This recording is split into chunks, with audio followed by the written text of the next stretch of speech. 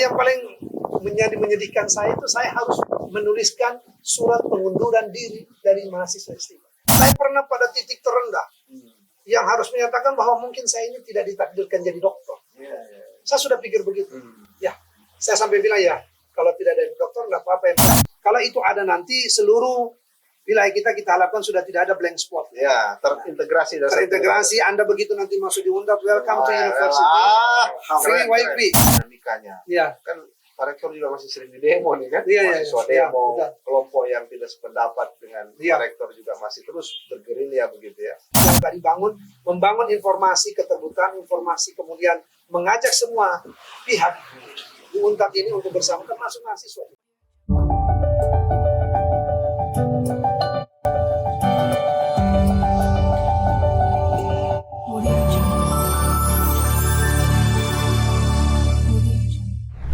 Assalamualaikum warahmatullahi wabarakatuh. Kita jumpa lagi di Lensa Transdata.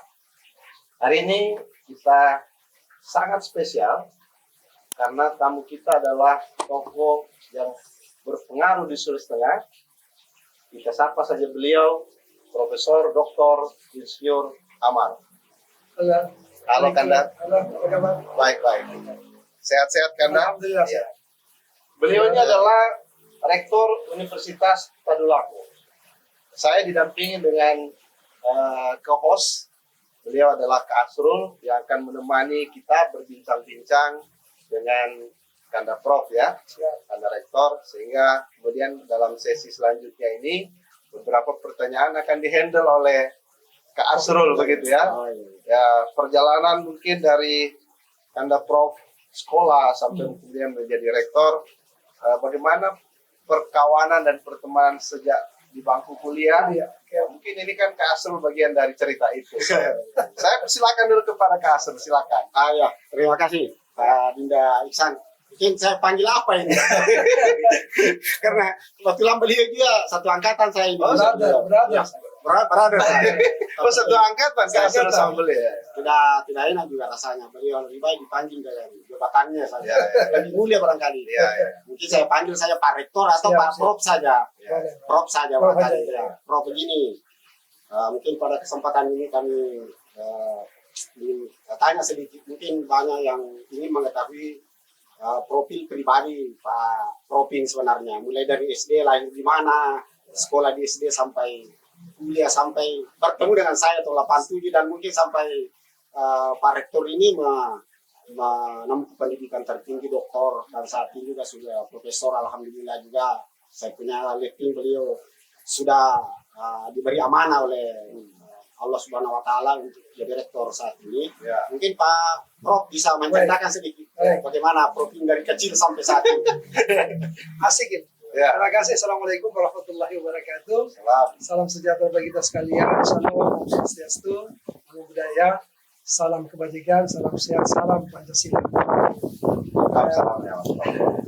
Pertama tentunya saya mengucapkan selamat dan terima kasih kepada Lensa Transdata yang memang ini kita mencari waktu agak sulit sehingga kita berada di tengah-tengah kesibukan yang ada.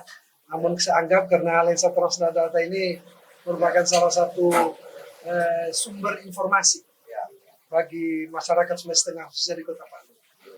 Jadi saya ucapkan terima kasih atas kesempatan diberikan kepada kami. Pertama-tama kami mengucapkan bahwa kalau Bro Asrul ini brother ini adalah teman seangkatan. Satu angkatan. Ini adik angkatan, ini sama seangkatan. Kami yang lulus bersama 3 orang yang tepat waktu 3 tahun. Oh, saat itu ya. Dan waktu itu kan PAT pendidikan teknik kita memang harus selesai dalam 3 tahun. Saya ingat betul. Dan kami bertiga, salah satunya adalah sudah almarhum Sukadarman, Asrul dan saya. Kami 2 dari teknik bangunan pada waktu itu, arsitektur, dan beliau dari sipil. Kami inilah yang berhasil selesai 3 tahun pas. 3 tahun pas. Selama ini di PAT ya. Selama ini di PAT belum pernah ada. Itu. Jadi selama itu belum pernah ada yang 3 tahun dan kami coba menembus 3 tahun pas waktu itu. Seperti yang dikemukakan oleh Bro Asrul tadi, saudara saya ini, saya terlahir memang di Makassar atau Ujung Pandang ini ya. Ujung Pandang. Ya. Kurang lebih 55 tahun yang lalu, ya, pada sekitaran 68 waktu itu lahir, sama masuk juga kuliah waktu itu pada tahun 87, kemudian namun besar saya di Kota Palu. Besar ya. Palu, lahir di Makassar, kebetulan orang tua juga orang tua atau kalau saya ini kakek ini yang dari Mumbai ini, dari India. Oh, kaki dari Iya, Palu. jadi kakek dua-dua, baik kakek dari ayah maupun kakek dari ibu, itu dua-dua dari India atau Mumbai. Nah, kemudian nenek, kalau nenek perempuan dari bapak itu orang asli sini, dari Dolo, ya, Ya. termasuk keluarga Kampung Baru, Kampung Lere, semua itu ada hubungan keluarga. Sementara kalau dari ibu, nah itu orang tua saya asli Bugis Sinjai. Oh, berarti dari sisi selatan ya, Dari Pak selatan, Prof, ya? betul. Dari sisi selatan juga ya. Cuma kan casingnya kita ini lebih casingnya Ya. Timur Tengah punya casing. Iya. Berarti Sehingga berdarah Padahal sisi lebih selatan. kental ini Ya. Kasrul ya, lebih kental palunya. Palunya. Jadi saya selalu bilang ya kalau kita orang ini ya kalau dilihat dari muka kari, tapi kalau kita punya darah ini antara darah kelor dengan palu mara. Iya. Sadap. Nah itulah perjalanan, lahir di sana, besar di Sulawesi Tengah, pendidikan SD saya juga di Kota Palu. SD Oh, sudah di Palu ya, Sudah di SD. Palu. Sudah di Palu. SD berapa dulu itu, Pak? SD 12 Negeri Palu, tepatnya di Kompleks Palu Plaza waktu itu sekolah. Dan saya juga menamatkan bersamaan paralel saya sekolah di sekolah dasar juga di Al Khairat. Ya. Jadi di Ibtidai Al Khairat juga bersamaan tamatnya. Jadi saya juga Abdul Khairat. Ya. Setelah itu melanjutkan pendidikan di SMP Negeri 3 Palu, juga tempatnya masih yang sama. Lantas melanjutkan kembali di SMPP waktu itu, Sekolah Menengah Persiapan Pembangunan, yang kemudian dirubah menjadi SMA Negeri 4 Palu. Oh, SMA 4 ya. Jadi memang besarnya lebih lama di Palu Barat. Di Palu Barat ya. Hati-hati dengan tende Palu Barat. Tende Palu Barat, di sinilah. Teman-teman, lantas waktu itu karena saya punya hobi dari dulu memang suka gambar-gambar. Nah, sehingga mencari kesempatan, dan ternyata waktu itu masih ada peluang terbuka di pendidikan ahli teknik waktu itu, di 3 teknik bangunan. Nah, cobalah untuk masuk ke situ. Alhamdulillah selesai 3 tahun pas sama-sama dengan saudara saya Asrul, dan saya coba mencari di mana ini mau lanjut. Tadinya pikiran saya ini udah kita nggak usah insinyur. Waktu itu kan sudah cukup banyak pekerjaan. Mau masuk ke dunia usaha. Nah waktu itu yang menjadi direktur kan Pak Dr. Insinyur Tommy Tilaar, Pak Tommy. Beliau sempat bertukar pikiran karena saya bersyukur waktu itu juga lulus dengan cum laude. Oh ya. Ya, Cum laude di D3. Dia janji gimana tidak mau lanjut gitu kan. Saya waktu itu berpikir langsung mau ke ITS pada waktu itu. Cuma tidak bersamaan antara kelulusan dengan penerimaan di ITS. Nah, sehingga beliau coba-coba menawarkan bagaimana mau nggak ke Unsra. Pilihan waktu itu juga mau ke Unhas. Cuma ada beberapa teman yang lebih dahulu seperti Kanda Zubair yang sudah dahulu ke Unhas.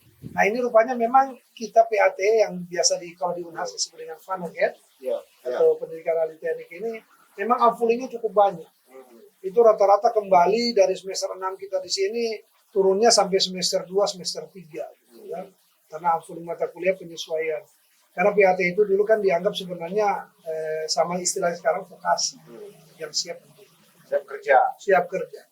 Nah, sehingga pilihan saya cobalah bermanuver untuk berangkat ke Manado bersama Pak Direktur waktu itu Pak Tommy Tilaar. Kemudian mereka ke sana, saya bilang saya coba ikutlah. Mengadu nasib di sana. Jadi lanjut S1 di Manado. Lanjut S1 di Manado itu Universitas pun Samratulangi ya? Samratulangi. Ya, itu kurang lebih tahun 90 waktu itu. Karena Kak Asrul di sini. Ya. Asrul waktu itu belum. Dia banyak proyeknya.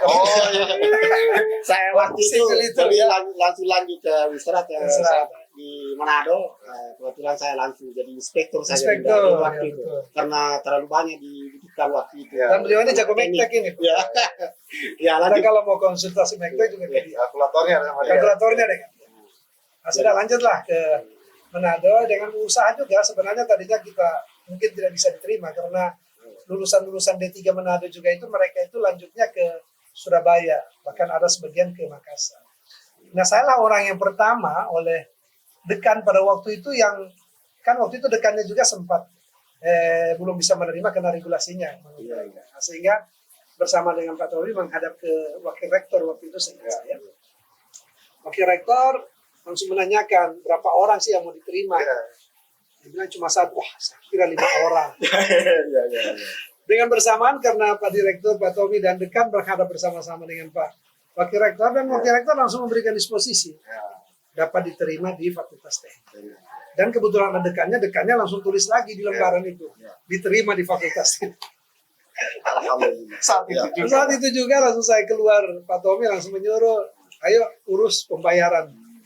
Nah, saya kan waktu itu baru tiba dari Manado, hari itu dari Palu ke Manado pakai kapal Kabuna kalau saya tidak salah. Saya belum tahu mau tinggal di mana pada waktu itu. Cuma teman bilang nanti kalau ada di sini dulu. Saya ingat waktu itu di Kampung Islam. Teman almarhum saya yang teman baik juga, anaknya adiknya Basit ya di Tuminting, anaknya waktu itu di Kampung Islam saya. Di Kampung Islam. Beliau bernama Taufik Arsyad, adik dari Basit Arsyad yang punya Al-Azhar. Beliau kebetulan kuliah juga di Manado dan diajak, sudah kita tinggal di sini dulu gitu kan. Sudah saya langsung mengurus pada hari itu untuk melanjutkan pendidikan. Bersyukurnya rupanya unfulling dari sana itu saya tidak turun semester, jadi langsung lanjut ke semester 7. Oh gitu ya? Iya, jadi dari 120 SKS kita itu saya hanya dibuang kurang lebih 16 SKS. Jadi diakui 104. 104. Nah, jadi langsung dari saya, sarjana ya, jadi yang di 160 ya? 160 kan sarjana juga waktu itu 140-an, 140-an. Jadi saya di bidang 120, saya ambil lagi kurang lebih 40 SKS karena waktu itu yang dibuang itu kita punya tugas akhir, kita punya KKN istilahnya itu, kerja praktek itu disuruh ulang kembali. Ya udah, saya ikuti aja prosedur. Setelah dari Unsrat mana? Jadi selesai Unsrat. Tahun berapa kira-kira selesai? Selesai waktu itu selesainya 9293. Ya, 93 ya. 93, kemudian melihat peluang apakah di Unpad waktu itu terbuka formasi untuk dosen. Nah, cerita-cerita saya telepon ke Ustadz waktu itu cari informasi, ternyata ada terbuka formasi untuk dosen penerimaan arsitektur hanya satu formasi arsitektur dan 2 formasi untuk teknik sipil. Nah, pulanglah saya waktu itu sampai di sini mengurus lebih dulu sebelum waktu itu kawin gitu kan. Jadi setelah ngurus ikut testing apa semua, setelah itu kembali ke Manado untuk menikah ya. Setelah dari kan sempat ke Surabaya waktu itu. Jadi di Manado tugas akhirnya kita ke Surabaya. Jadi 1 semester full saya menyelesaikan tugas akhir itu di ITS. Akhirnya kesampaian juga harus ke ITS. Sehingga S1 saya ini itu ITS ini masih berafiliasi dengan Unsra. Sebelum-sebelumnya mahasiswanya yang kita yang dosennya yang datang ke Unsra. Di waktu zaman kami itu di 92 itu dicoba, sekarang mahasiswanya yang dikirim ke sana. Kami dikirim kalau saya tidak salah itu 30 orang untuk menyelesaikan studi tugas akhir di sana. Tapi ijazah masih Unsra. Ijazah tetap kami kembalikan ke Unsra. Jadi cuma hanya pelaksanaan tugas akhir, studio sampai ujian. Nanti hasilnya dikirim kembali ke Unsra. Jadi diputar, jadi mahasiswanya dikirim. Dan memang waktu itu sangat berat sekali. Kami dari 30 itu yang selesai cuma 9 orang. 21 orang harus ada yang balik dan harus ada menunggu periode berikutnya. Bahkan terakhir saya lihat setelah 1 tahun itu dikembalikan, mereka tetap ujian kembali di Manado. Waktu itu. Jadi tidak lagi jadi cuma 2-3 angkatan aja di ITS. Habis itu dikembalikan ke, ada cukup ketat waktu itu memang persaingannya. Nah, selesai pulang saya melihat ada peluang untuk bisa masuk di Unsra. IP juga kebetulan bagus, persyaratan memenuhi syarat. Memang cerdas dari D3 ya, kemudian dari SD. Sebenarnya dalam pandangan saya sebenarnya kehidupan ini selain kecerdasan itu nomor 2. Endurance. Yang benar ya itu strategi. Strategi ya. Jadi strategi, mengatur waktu dan lain sebagainya, itu menjadi sangat penting. Sama saya katakan dengan mahasiswa-mahasiswa sekarang, jangan cuma mengandalkan kepintaran. Banyak orang yang pintar karena tidak mampu mengatur strategi yang baik. Akhirnya mereka putus juga di tengah jalan. Itu poinnya sebenarnya. Kemudian S2 di MH. Setelah itu saya selesai S1 mendaftar jadi dosen ya. Kurang lebih saya masuk sudah 94 waktu itu ya. So bilangan Pak ya, sudah Sembilan PNS Pak, gitu ya. ya. PNS. Ya, itu CPNS-nya, CPNS. PNS-nya mulai ya 93 CPNS, 94 mulai sudah PNS. PNS. PNS Baru waktu itu masih S1 ya. Masih jadi S1 dosen. diterima, langsung sebagai tenaga akademik waktu itu. Nah, sudah berjalanlah. Itu 94. Kemudian saya melihat ada peluang kerjasama waktu itu EDP dan lain sebagainya, ada peluang untuk meraih S2. Saya juga berpikir waktu itu S1 udah cukup. Ya, ya. Apalagi Ini dengan kondisi kebetulan kita. sebenarnya ya. Jadi saya juga masuk jadi dosen itu formasi satu yang mendaftar cuma saya sendiri. Ini Ini memang tangan dipersiapkan Tuhan, tangan Tuhan, kan? Saya kurang tahu. Hand. The invisible hand betul. Jadi mendaftar yang sipil 2, saya cuma satu. Ini tidak ada saingan. Standar IP 2,7 saya masuk dengan IP 3, Waduh, parah itu Jadi- artinya nggak ada lagi orang ada bersaing saya dulu tentu Ya. bisa lolos dia. saya bersyukur lah. Artinya pertama saya juga selalu katakan bahwa tidak lepas dari doa orang tua ya. Jadi Iya. selain dari kita juga tadi kemudian orang tua juga senantiasa berdoa dengan kita, hanya muluskah Ya. masuk. 87 saya sebenarnya ikut, kan selesai 97 ya. 97 sebelum Krismon terjadi, itu ada kesempatan untuk berangkat dan saya pilih waktu itu memang mau keluar negeri. Saya mendaftar ke IHS Rotterdam di Belanda. Semua prosesingnya saya sudah ikut. Sudah ikut semua. Sudah ikut. Bahkan saya sudah punya acceptance letter, diterima dari sana. Sudah lolos, sudah. Tapi kenapa sampai Pada waktu itu memang ada pergeseran tentang mendekati krisis moneter. mau 98 itu? 98. Di situ juga ada. Sebenarnya saya tidak tahu ya. Ini memang mungkin karena belum nasib. Ya, Ya, tapi kembali kan setelah itu Pak Rektor akhirnya keliling dunia juga. Keliling dunia, kan? ya betul. kan? Jadi Tanpa dari harus situ sekolah di luar negeri. sekolah negeri, persiapan bahasa Inggris kita waktu itu sudah bagus sekali. Nah, cuma hanya persoalan pendanaan saya lihat. Ya. Itu ada Beasiswa itu ya. siswa sedikit yang bermasalah. Nah, saya punya acceptance letter sudah jadi, saya punya paspor biru sudah jadi. Teman-teman yang sempat berangkat ke Belanda malah di kementerian sudah melihat semua saya punya. Bahkan saya waktu itu sudah disuruh memilih pesawat apa yang akan pakai diberangkat untuk ke Schiphol dari Belanda kan. Tapi itulah kalau namanya kadang-kadang manusia merencanakan dengan baik sudah siap. Tapi kalau memang Allah belum menentukan nasib kita berkehendak, sudah akhirnya saya tempuh. Habis itu saya ikut lagi bridging persiapan untuk ke Australia. Untuk persiapan ke Australia, kebetulan saya kembali ke Surabaya, ikut bridging program, ya masuk di untuk persiapan untuk ke luar negeri.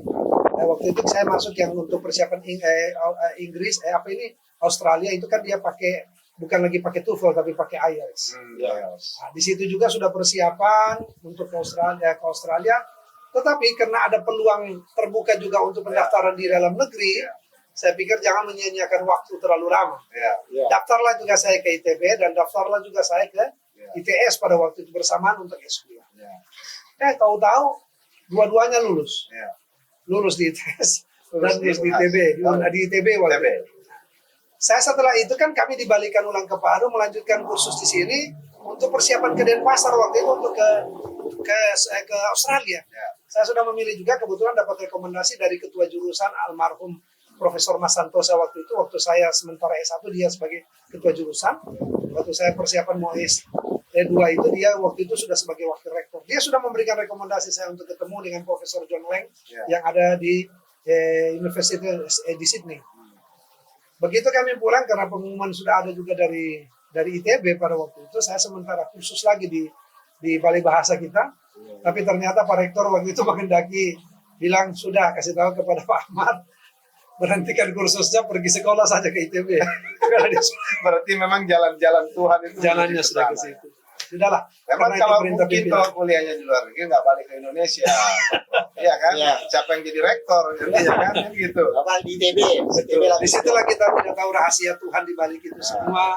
Ya kan, jadi saya persiapkan waktu itu langsung disuruh Pak Rektor, kita siap perintah Pak Rektor pada waktu itu mempersiapkan diri untuk ikut ke ITB. Saya disuruh pilih mau ITS atau ITB. Dan saya bilang ya saya ke ITB saja.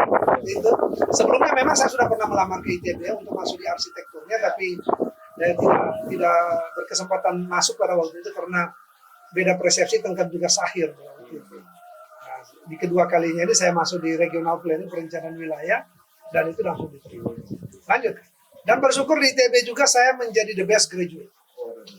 Jadi lulusan terbaik karena saya dapat menyelesaikan pendidikan saya di ITB itu cuma 1 tahun, 18 atau 20 bulan.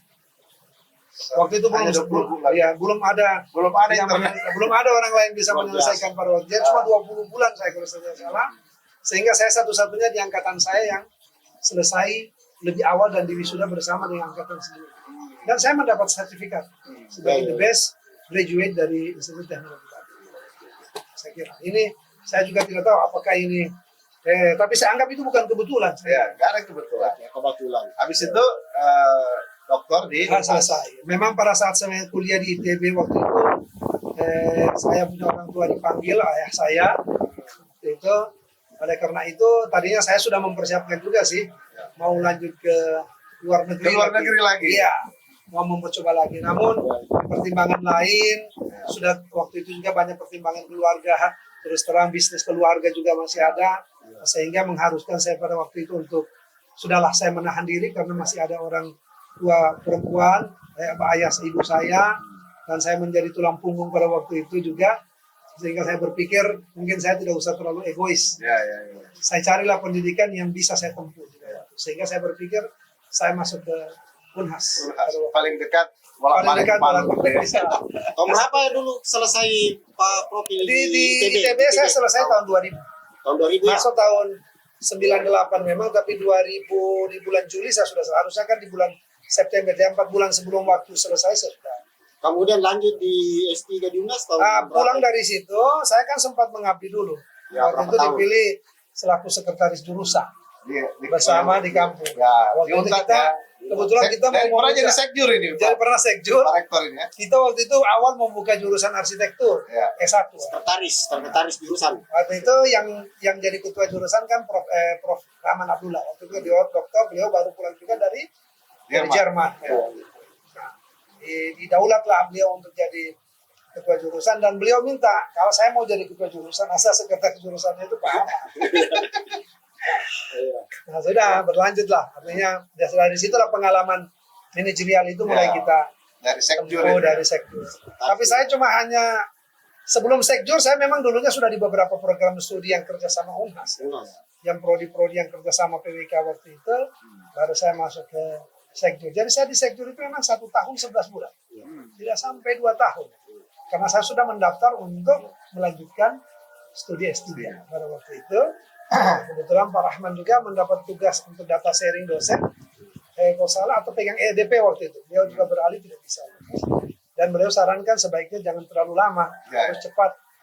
Saya mau tanya nih Pak Prof. Ya. Ini kan antara Anda Prof dengan Kak Asrul ini kan teman kuliah dulu waktu di tiga. Apa yang pengalaman paling berharga bersama kuliah dengan beliau ini? Nah, dulu kalau saya ini Dinda dulu Ya. dengan beliau ini memang pada saat masuk itu saya kenalan tahun 87 ya. 87. Masuk. Nah, Memang beliau waktu itu juga langsung diangkat, memang jago organisasi beliau. Oh, jago. Langsung Oh, sudah tahu organisasi dari sejak. ketua angkatan waktu itu. Kalau bantu beliau ketua angkatan. Kalau saya tidak salah. Saya kira hanya kutu buku belaka, tapi memang Tidak, jago dia organisasi ya. organisasi. Dia ketua angkatan saya waktu itu. Dia dulu waktu itu kalau ada kegiatan-kegiatan di apa namanya di kampus itu. Sampai KKL, KKL KKL apa itu semua. saya langsung Iya, diutus. beliau diutus. Pernah ke Bali ya? Ya, pernah Waktu ke itu, Ke Jakarta Kegiatan dulu. organisasi. Ya, Dan dulu pernah sakit beliau. Pernah dulu sakit itu.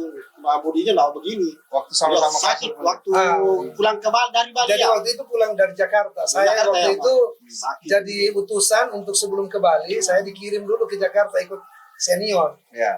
Rupanya karena pengalaman menggambar malam, waktu itu kan masih rasa hebat. Ya. Saya sempat sakit keras waktu itu, karena semacam paru-paru basah, Iya. karena infeksi saluran kemih dan lain sebagainya. Namun saya tidak 3 bulan lebih. Saya punya badan drop dari 45 kilo menjadi 39 kilo. Oh. Itu sangat loh. Di PAT dulu itu Dinda sama saya dengan beliau ini orang rata-rata selesai 5-6 tahun. Ya, Ya. sementara waktu itu Kita- cuma 3 tahun. Waktu itu pas 3 tahun, tahun 90 saya di Ya. Wisuda. di Yudisium juga. Yudisium. Kak Pada Asrul, saat kita dulu Dinda itu kalau ada yudisium itu ada 1-2 orang itu tidak lulus. Tidak lulus. Mengulang tugas saya. Harus mengulang. Harus mengulang ya. Dan saya waktu itu di yudisium tahun 90 sama Pak Prof ini itu rata-rata angkatan 84, Ya, 85, 86. Ya. Saya betul-betul 3 orang itu yang 87 yang berhasil di Lalu Kak Asrul itu. melihat perjalanan itu, kemudian melihat Pak Prof sudah jadi direktor nih sekarang. Kira-kira pernah membayangkan tidak sebagai kawan nih, kawan kuliah? Tidak, kalau saya bayangan saya beliau memang sebenarnya kalau saya lihat dulu memang kan jiwa pedagang juga, Ya. keluarga pedagang. Oh, jiwa Pak. pedagang. Tapi Entrepreneur ya.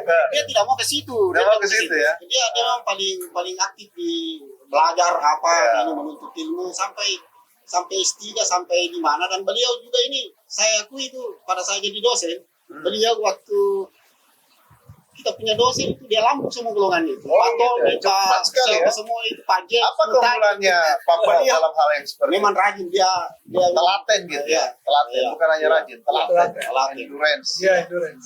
Jadi dan- saya, ya, betul. Orang tua juga mensupport. Saya punya Iya. bapak sekalipun pedagang, tapi ayo pergi Iya, sekolah. tapi dia memang Suruh sekolah.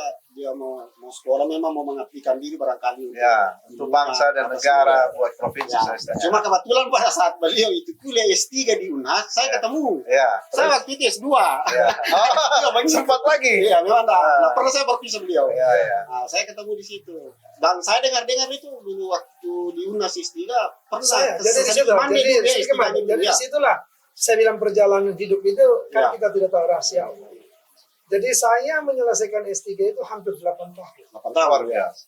Saya masuk 2004, nanti selesai di 2012. Kenapa sampai 8 tahun? Pertama, program S3 keteknikan di Unhas waktu itu memang baru, orang bilang baru coba-coba. Ya. Ya. Izin resminya waktu itu belum ada. Ya. Tapi Tetapi sudah menerima mahasiswa baru. kami sudah menerima mahasiswa baru, sementara pengurusan. Ya. Saya masuk 2004 itu kita ada sekitar 12 orang. Ya. Ya betul lah, dari berbagai jurusan. Saya dari arsitek, ada yang dari teknik mesin, ada yang dari teknik sipil, semua masuk. Termasuk orang dosen Unhas tentunya ya. Kita coba ya, saya mengadu nasib. Itu sudah, saya sampai di tahun 2010, 2009 itu kan sudah 5 tahun. Itu sebenarnya pada tahapan pertama, sehingga saya bilang saya selesai dengan S2, S3 saya itu, saya menyusun 2 disertasi. 2 disertasi ya. Dua 2 kali doktor sebetulnya. Seharusnya 2 kali dokter. Jadi disertasi 8 tahun. pertama ini saya sudah sampai ujian proposal, mau siap ujian akhir. Itulah namanya kendala di Ya. sekolah itu bagi saya satu pelajaran yang Ya. penting. Sehingga saya sempat menjadi contoh bagi atau prodi lain, kalau ada yang sedikit mandek kamu itu baru begitu. Kalau lihat itu Prof Amar itu punya perjuangan sampai 8 tahun. Oke, Bahkan yang paling menyedihkan saya itu saya harus menuliskan surat pengunduran diri dari mahasiswa S3. Itu dan di tengah-tengah saya Titik punya terendah itu dalam itu studi. titik terendah dalam studi. Saya sudah selesai proposal, sudah ujian proposal, mau ujian hasil, tetapi itu Ini memang pemirsa sudah harus tahu nih ya, bahwa perjalanan perjalanan tidak ini mudah. tidak mudah. Ah. Jadi itu waktu itu ada peraturan harus 5 tahun selesai S3. Ya, ya. Dan di titik itulah saya tinggal 3 bulan waktu itu sudah siap mau seminar akhir hasil, tetapi karena dianggap oleh mentor saya pada waktu itu bahwa ini masih harus ke lapangan lagi, sehingga saya minta tambahan waktu saja Ya. karena tidak diberikan waktu itu. Di situ jadi dilematis. Akhirnya bikin surat pengunduran diri. Saya begitu menghadap ke direktur pasca pada waktu itu, dia bilang satu-satunya jam. Dan waktu itu ketua prodi juga karena izin resminya waktu itu juga belum turun. Inilah saya bilang hidup itu kadang-kadang ada namanya plan A, plan B. Ya, ya. Ini menjadi pelajaran bagi kita. Saya disuruh harus menuliskan surat untuk mengundurkan diri. Berhenti Karena dari kalau mas- dia tidak mengundurkan diri itu dianggap DO. Hmm. Dan terus terang, Dinda, saudaraku, waktu saya menulis itu menetes air mata saya. Karena dalam hidup saya baru itu saya merasa saya dari SMP, dari SD, SMP, SMA, ini kan tingkatan Ini poin. ranking terus itu. Ini poin. S2, S1 terbaik, S3 terbaik, S2 terbaik. Tetapi begitu masuk di SD, DS3 digulung. inilah saya bilang drama kehidupan itu. Jadi kalau ada sekarang orang terlalu merasa, oh kami susah begini, susah bagaimana Anda sekolah. Ya, ya. Jadi bisa nggak saya katakan bahwa Ya. perjalanan yang kesulitan ketika menempuh studi doktor itu adalah bagian dari persiapan yang Tuhan sudah siapkan. Suatu saat kelak menjadi memegang amanah besar, Amanah sudah besar. mental, sudah siap. Gitu. Saya kira seperti itu ya. Saya pernah pada titik terendah. yang harus menyatakan bahwa mungkin saya ini tidak ditakdirkan jadi dokter. Iya, iya. Saya sudah pikir begitu. Hmm. Ya, saya sampai bilang ya, kalau tidak ada dokter nggak apa-apa, yang penting bukan iman yang keluar. Saya sampai begitu ya, pikiran saya. Tetapi itulah, Iya. ternyata dalam mungkin saya bilang tadi doa orang tua apa Iya. semua menyertai kita dan semua orang teman-teman yang ada, akhirnya muncullah plan B waktu itu. Iya. Jadi sambil menulis ini harus begitu, tiba-tiba datang plan B-nya, dibuka program yang turun yang ada ilmu-ilmu teknik sipil Iya. jadinya. Dan waktu itu diambillah keputusan kami yang mengundurkan diri Ya. Diterima kembali. Diterima kembali. dengan memperbarui stambuk. Cuci stambuk ya. Cuci stambuk. Ya. Dari itu pengalaman yang sangat luar biasa. Saya mengetik waktu itu Pak Direktur dan wakil-wakil direktur yang di Pasca bilang secara de facto Anda itu sudah dokter. Ya, Secara de facto secara de melihat facto. saya punya disertasi ya. Cuma secara de jure Ya. Anda belum. Disinilah saya masuk bergelut lagi menambah 2 tahun karena harus di teknik sipil.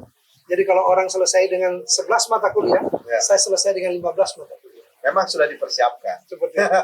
Berarti arsitek sipil ini. Sipil masuk. Jadi rumah saya memang Sipil kemarin lagi. sipil, ya. Tetapi penelitian saya dan saya membuat satu penelitian baru. Saya tidak melanjutkan yang lain. Disertasi baru. Mulai lagi dari Karena awal. saya bilang Disertasi baru. kalau saya mulai dari yang lama lagi, saya takut mandek saya. Saya berpikir tidak. Yang dulu tadinya dia saya betul-betul menggunakan populasi. Ya, ya, ya. Masuklah Total saya. populasi yang dipakai. Dan apa hikmah yang saya ambil dari situ? Ternyata disertasi saya yang kedua membuat saya jadi dokter. Disertasi saya yang kedua. Dan itu sudah dikemas, sudah bagus, saya kirim masuk ke jurnal dan itu yang membuat saya menjadi guru besar. Luar biasa. Alhamdulillah. Memang Jadi di itu situlah yang Allah bilang kita Jadi- bertahan. Tidak ada sesuatu yang sia-sia dalam hidup. Toh hari ini profesor. Profesor. Nah, Ya. sekaligus menjadi rektor. Nah, sekarang saya mau masuk ke pertanyaan. Pernah jadi sekjur, jadi dekan Fakultas Ya, Teknik. wakil Nah, rektor. satu-satunya alumni teknik pertama yang bergelar profesor. Siap. Betul. Begitupun dosen di Fakultas Teknik yang pertama jadi profesor. Profesor. Ya. Sekarang kemudian jadi alumni teknik atau dari Fakultas Teknik yang bisa sampai ke level rektor di Iya. Universitas Lampung. Sejak kampus Unpad berdiri. Berdiri. Nah, gimana tuh perasaannya tuh kan? Begini, kalau dibilang bangga dan senang pasti. Tetapi ada satu poin yang saya mau beritahu kepada teman-teman. Ternyata memang dalam perjalanan ini juga perlu membenahi sistem kearsipan. Oh, Jadi problem terbesar yang di problem Unpad terbesar sekarang. saya lihat teman-teman adalah pada saat kita menjalani, saya juga dalam profesi sebagai dosen pada waktu itu kan juga membantu-bantu teman untuk membuat misalnya diajak proyek penelitian di luar. Ya. Entah, nah, itu semua ini saya kemas semua menjadi jurnal, tulisan, artikel. Inilah yang membuat. Jadi saya hampir tidak pernah setiap 2 tahun itu tidak naik pangkat. Ya. Ini saya concern, data saya simpan naik. Saya masuk 94 ya. 95 lah mulai saya bergerak PNS lengkap. Ya. 97 saya sudah naik dari 3B. Ya, iya 97, 97. 3B itu saya pergi sekolah di Bandung. Belum selesai S3, S2 saya sudah bisa naik ke 3C pada waktu itu, 98. Pulang saya dari Bandung, ijazah S2 saya ini, itu saya pakai untuk naik ke 3D.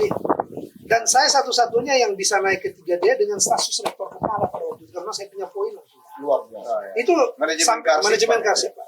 Bahkan mungkin sekarang satu-satunya dosen yang bisa mencapai 4C itu cuma dengan masa kerja 14 tahun. 14 tahun 7 bulan. Mungkin kalau teman-teman hitung di Unpad belum ada yang menyamai untuk bisa dapat fungsi, untuk mendapatkan jabatan struktural ya. Maksudnya yang 4C itu tadi. Fungsional itu yang 14 tahun. Baru satu-satunya. Satu-satu. Saya betul-betul apa? Sekarang Saya sudah bilang Orang sekarang bilang satset Satset ya, satset. Jadi bahkan itu kali ada yang loncat kan istilahnya 3D tapi lektor kepala. Ya. Begitu saya mau naik 4A ternyata saya punya poin bisa sampai 4C. Langsung ke sana dia. Jadi waktu saya sekolah di Makassar, otomatis saya naik dari 4A naik ke 4B, 4C. Bahkan saya waktu ujian akhir di Makassar, saya bilang, bimbing ada yang masih 4B. Nanti mereka lihat waktu saya disertasi sudah 4. Oh, ternyata kau ini sudah 4C. Saya sekarang golongan berapa sekarang? sekarang saya memang profesor 4D, sebenarnya sudah Iya. dari 2 tahun lalu. Yang atas 4E suka ada lagi tuh ya. 4E lagi tuh. 4E. Sebenarnya itu sudah siap. Nah. Cuma saya waktu itu masih konsentrasi untuk persiapan pemilihan rektor pada waktu itu. Dan insya Allah dalam waktu dekat ini saya sudah harus mengusul untuk biar mentok. Sekarang rektor nih, Ya. rektor di genggamannya Ya. Kanda Itu Prof tadi ini bahwa rektor. tadi yang bilang kebanggaan bahwa menjadi alumni pertama Ya, yang bisa doktor juga dan sekaligus guru besar, bisa menjadi dekan, ya banyak betul maksudnya orang sana. Jadi saya anggap ini bukan sesuatu selain kita banggakan. Ini mari saya mau menunjukkan kepada teman-teman bahwa jangan menyatakan apa yang tidak bisa, tetapi kalau kita mau berusaha itu semua kan kita tidak tahu rahasia Tuhan. Ya, kalau saya lihat Prof ini memang terbangun dari bawah. Dari bawah, ya. Sekolah juga dari D3. Nah, ini Jenjang, dari jenjangnya. dosen biasa jadi sekretaris jurusan, Jurusan. jadi dekan, Ya. kemudian jadi wakil Wakil rektor, rektor. kemudian jadi Wakil rektor. rektor. Memang dia Ya. dari bawah memang. Apa sekarang semacam setelah jadi rektor nih melihat universitas secara keseluruhan, apa yang paling menarik dan paling harus diselesaikan sebagai problem kampus itu? Betul. Jadi begini, sebenarnya yang membuat kenapa keinginan juga saya waktu itu harus mau terjun untuk jadi rektor. Sebenarnya begini, kita kan banyak melihat membenchmarking kepada universitas yang ada di sekitar kita. Ya, Di mana tempat kita kuliah di ITB, pernah kita kuliah di sini, pernah kemudian waktu jadi wakil rektor dekan pernah mengunjungi beberapa negara yang maju untuk melihat sistem pendidikan. ya, Satu saja pertanyaan kita terakhir dalam benak saya, kenapa institusi kita tidak bisa sebaik itu? Untat ceritanya. Ya, UNTAD tidak. Kenapa UNTAD itu tidak bisa kita bikin sebaik itu? Nah, misalnya kalau saya lihat kemarin waktu kita masih UNTAD selalu kita berkutit urusan kita itu data kita banyak yang tidak Ya, tidak sinkron, tidak valid. sinkron. Kemudian sistem pelaksanaan pendidikan kita kalau cari kearsipan cari-cari ke sana Ya. hari. Kemudian ini tidak bisa automatically di Ya. dalam sistem. Ya. Sementara kita lihat tempat lain begitu. Nah, selain dari itu kita punya potensi yang besar, dosen yang banyak, kemampuan yang luar biasa. Teman-teman yang semua berangkat ke luar negeri sekolah misalnya atau di luar daerah, itu pulang itu the best. Ya, Coba lihat, yang tamatan luar negeri, semua itu pasti yang terbaik. ya. Kenapa? Dan mereka dosen di Untat hari ini. Mereka survival untuk hidup. Nah, coba lihat. Nah, kenapa ini di Untat tidak bisa kita lakukan? Something wrong. Ada sesuatu yang kenapa ya sampai terjadi begini? Ini memanggil jiwa saya? Tidak. Ini kita harus perbaiki. Ya, artinya ada sesuatu yang memang perlu kita benahi. Ya, Itulah panggilan. Saya waktu jadi dekan ini sudah muncul. Kenapa kita tidak bisa sebaik ini ya? Apalagi saya waktu diamanai sebagai wakil rektor. Banyak yang saya sudah memulai, tetapi mentok semua.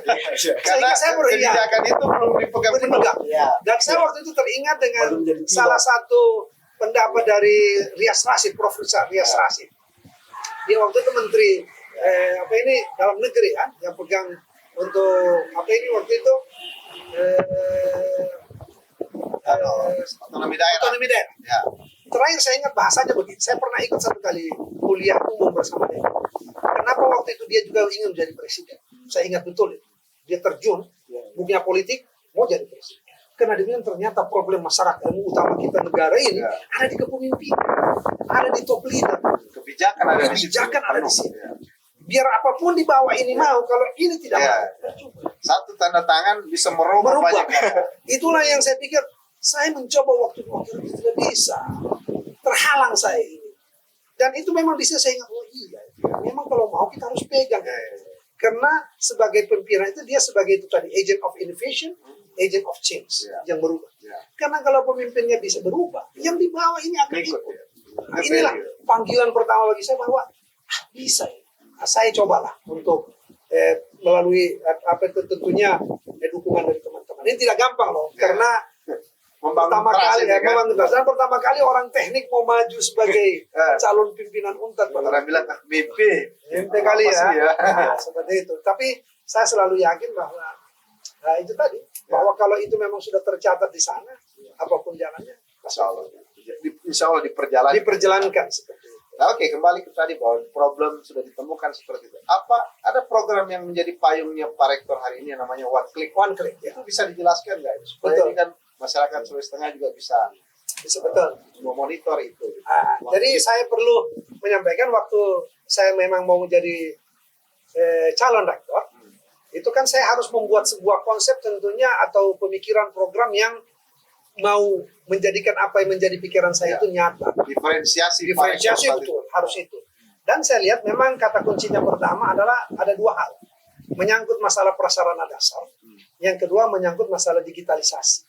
prasarana dasar Dan digitalisasi. Ini penting. Ya. Karena bahasa ini selalu saya ungkapkan pertama begitu. Kalau hal-hal dasar kita tidak bisa penuhi, Ya. jangan mampu kita berpikir inovasi yang bagus. Betul. Itu.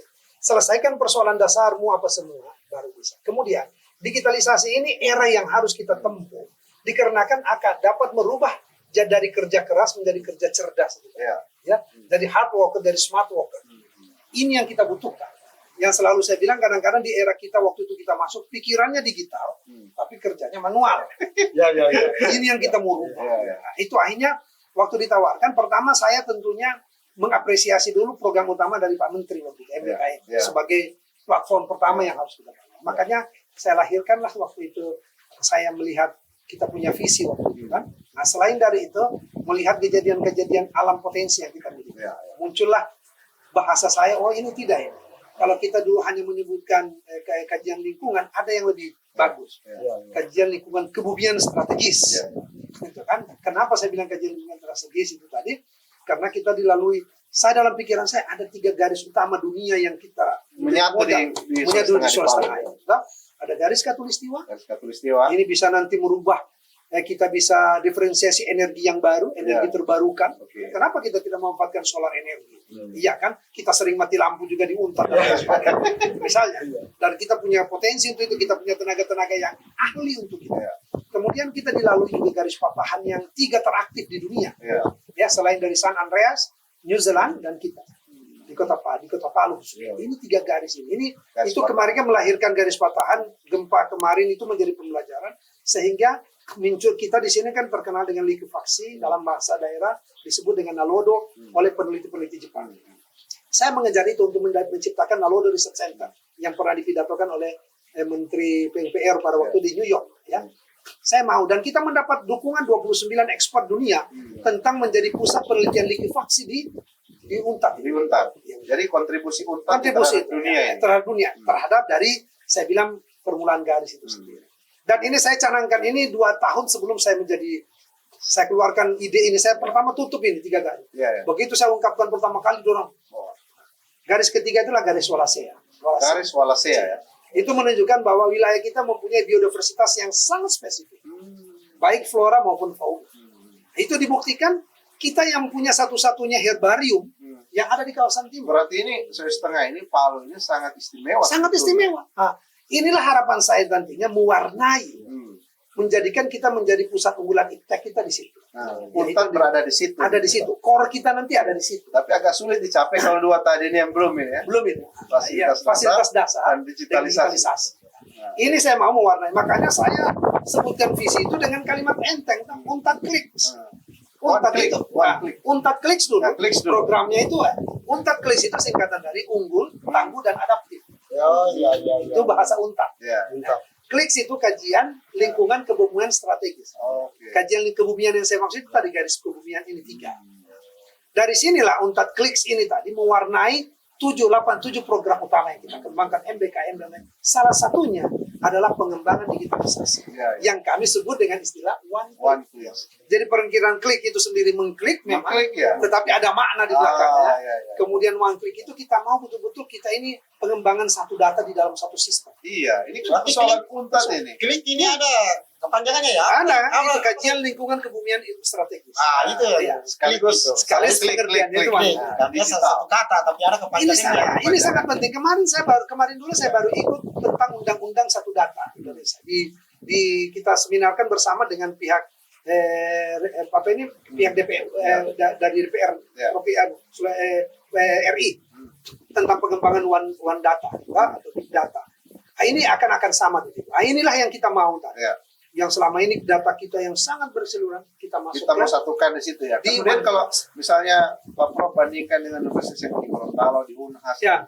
sekitar Sulawesi lah. Sekarang posisi Untar dalam konteks digitalisasinya sudah seperti apa? Nah, jadi begini. Kita sebenarnya itu tadi, kita punya tenaga yang cukup bagus. Ya. Yang kita kekalahan kemarin, pertama posisi kita punya hardware dengan software. Software dan hardware kita ini terlalu Saya sudah bilang bisa katakan sudah sudah out of date, gitu. Sudah tidak handal, expired. Ditambah yang paling memperparah itu manware-nya, Pengelolanya. Makanya waktu saya di Wakil Rektor 4, mari saya ajak teman-teman, waktu itu saya afiliasi memang ke 2 tempat. Satu ke BINUS, satu ke Telkom University yang dulu SSST Telkom. Mari kita pergi lihat bagaimana cara orang mengelola sistem IT. Disitulah itu satu data gitu ya. Satu data itu. Disitulah teman waktu itu sebagai rektor kita pergi, saya bawa semua para waring waktu itu, malah tercengang lah melihat. Orang itu rata-rata mengurus di BINUS itu sampai 150 orang tenaga ahlinya mengurus IT. Di waktu itu di Telkom waktu masih 2019 itu sekitar 70-80 orang. Waktu kita orang pergi barusan lagi ini sudah 170 orang. Ini dengan berbagai pihak. Pertama, selain dari software, hardware, malware, kita perlu menjaga fileware untuk keamanan data. Yang selama ini kita pernah dengar kasus ada mahasiswa informatika bisa membobol, menghacker. Kenapa sistem keamanan data kita yang tidak bagus? Lalu kemudian itu kan waktu masih menjadi warek ke sana ya. Waktu jadi rektor sekarang sudah pernah. Saya sebagai rektor sudah 2 kali lagi kita untuk menindaklanjuti yang pernah tertunda. Optimis ini bisa diterapkan. Kita akan terapkan. Bahkan kita sudah anggarkan. Sudah dianggarkan. Sudah kita anggarkan. Jadi dua-dua kita lakukan sekarang. Selain dari sistem aplikasi yang tadi, hardware apa semua ini kita siapkan, kita juga siapkan perangkat pendukungnya berupa bandwidth. Ini kemarin saya sudah nego dan sudah berjalan sekarang dengan pihak Telkom University. Sebelumnya kita itu punya bandwidth cuma 1,5 giga. Sekarang? Nah, itu pun bocor-bocor. Sekarang ini kita dikasih 3,5 giga. Soalnya hotspot di kampus itu masih sering lalot. Nah, kendala kita sampai sekarang ini kita belum punya menara BTS. Ini yang kita akan siapkan. Tetapi kita sudah mulai jalan bagus ini yang ada. Nah, kalau itu ada nanti seluruh wilayah kita harapkan sudah tidak ada blank spot. Terintegrasi. Terintegrasi. Anda begitu nanti masuk di Undap, welcome to university, free wifi dan lain sebagainya. Ada aplikasi. Seperti itu. Oke, ini Pak Rektor, waktu kita sudah terbatas, ada agenda lain setahu saya. Ini kondisi di Unpad dengan dinamikanya. Kan Pak Rektor juga masih sering di demo nih kan, mahasiswa demo, kelompok yang tidak sependapat dengan Pak Rektor juga masih terus bergerilya begitu ya. Bagaimana menyikapi itu dan bagaimana membuktikan kepada dunia kampus bahwa Pak Rektor ini bisa mengelola kampus ini menjadi lebih terdepan ke depan dibanding yang sekarang. Kata kuncinya pertama keterbukaan informasi. Itu kata kuncinya. Saya kemarin sempat di demo, mahasiswa demo, kan dengar. Hanya urusan mau urus kesehatan saja. Oh ini dibilang pungli dan lain sebagainya. Saya tantang mahasiswa kan pada kalau ada yang bilang pungli lapor. Dekat Polda, dekat Kejaksaan. Kalau pungli lapor. Ada pungli lapor. Kalau ada yang didengar yang tidak begini, kita kan mau memperbaiki data. Track record orang mahasiswa itu penting, kesehatannya dan lain sebagainya. Karena mereka tidak tahu, kita bukakan ada ya Anda diasuransikan dan lain sebagainya. Jadi kata kuncinya terakhir adalah keterbukaan informasi. Memang kadang-kadang ada saluran buntu yang ini dimanfaatkan oleh orang tertentu. Menyampaikan disinformasi, digoreng itu. Bayangkan saya sampai dibilang seakan-akan rektor itu tidak pro ke mahasiswa. Begitu mereka datang, saya jelaskan. 2 hari kemudian Nata mau minta maaf. Ternyata rektor itu pro ke mahasiswa. Saya bilang, semua yang kita kerjakan tentunya adalah untuk stakeholder kita utama, mahasiswa. Itu yang paling penting. Jadi saya anggap itu keterbukaan informasi. Kedua, menjaga jejaring dengan sesama. Saya tidak mau lihat lagi bahwa ini pernah dukung saya, ini tidak pernah dukung. Itu kita sudah berdiri di atas semua kepentingan. Saya ini kan rektornya seluruh Unpad. Iya kan? Bukan rektornya tim sukses ya. Jadi mari kita kerjasama ya. Apalagi ini saya kemarin kumpul lagi, kita sudah mau didorong untuk menuju PTNBH, bukan lagi BRI. 2025 itu kita sudah bisa menjadi universitas mandiri. Sementara kita punya aset dan lain sebagainya. Itu manajemen aset juga itu. Aset juga sekarang saya sudah membentuk tim khusus untuk penyelesaian aset cepat. Habis ini kita mencoba melakukan sayembara desain dan dari situ nanti kita akan mencari pihak-pihak ketiga yang bisa KSO dengan Unpad, memanfaatkan semua aset kita. Nanti orang ini melalui lensa data untuk menyampaikan nanti bahwa Unpad siap berbenah mau kerjasama dengan kita, bangun kita punya fasilitas, kita punya aset di Bumi Bahari, Bumi Nyur, di Unpad sendiri, di Gajah Mada, di luar ada di Palolo, ada di Poso. Nah, ini kita cari di Poso juga ada kita. Di Sibalaya. Nah, kita mau jadikan teknopark dan lain sebagainya. Nah, kita tentu kerjasama. kemampuan sekarang UNTAD ini masih mengandalkan UKT. Kalau mau menuju ke PTNBH itu tidak bisa sampai cuma 70% kita harus mengharapkan dari luar. Ya. Sekalipun kita nanti dipersiapkan melalui dana pendamping, tapi saya kemarin rapat saya bilang ini kita harus warning hati-hati, betul-betul menyiapkan, dan yang kita kirim ke Jakarta usahakan data yang real dan benar. Jangan kita preteli data supaya dibilang bagus. Di make over Jangan di kepentingan. ya. Kita menghadapi juga akreditasi perguruan tinggi. Saya sudah kasih tahu, sebenarnya akreditasi itu bukan sesuatu yang kita cari. Itu adalah reward. Kalau kita memperbaiki semua itu, kan otomatis dikasih Dengan nanti sendirinya. Iya kan? Nah, inilah saya bilang tadi membangun informasi keterbukaan, informasi, kemudian mengajak semua pihak di UNTAD ini untuk bersama, termasuk mahasiswa. Saya dengar juga UNTAD sudah banyak mengirim mahasiswa ke luar negeri ya sekarang. Nah, sebagai bentuk MBKM itu tadi, beralhamdulillah ini sebagai informasi, kita kemarin betul-betul sudah go internasional. Ya. Kita mengirim 30 mahasiswa varian job ke Jerman. Jerman Di Jerman 30 orang, kemudian jelas nih, ya, Jerman 30 orang. Kemudian dalam 1 bulan ke depan kita akan mengirim 15 orang ke Jepang. 15 orang ke Itu Jepang. ke Jepang selama 1 tahun. 1 tahun. Dia diakui 40 SKS, ya, dan mereka mendapat salary yang luar biasa. Oh, dikaji mereka. Digaji. Luar biasa. Jadi magang. Kita nggak bisa nebeng ya gitu. Saya waktu melihat itu saya bilang saya seperti mau jadi mahasiswa. Yang ke Jerman ini varian job mereka juga digaji selama 3 bulan. Wah, Insya Allah tahun depan kita diberi kesempatan 250 mahasiswa kemana itu? ke Jerman. Oh, luar Ini varian job ini menjadi satu-satunya contoh pengiriman mahasiswa untuk magang ke luar negeri di Indonesia. Bahkan beberapa universitas sekarang meminta arahan ke kita bagaimana caranya.